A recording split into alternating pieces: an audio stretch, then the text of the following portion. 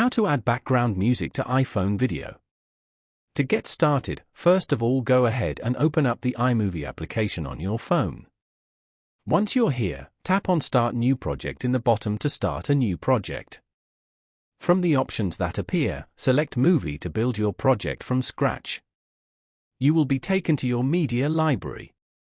Select the video you want to include in your movie, and then tap Create Movie at the bottom. You are now in the editing timeline where you can arrange your clips.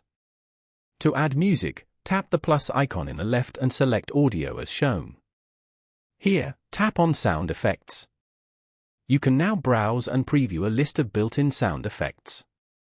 Once you find a sound you like, tap the plus icon beside it. The sound is added as a separate audio track below your video clip. When you are finished, tap Done in the top left corner.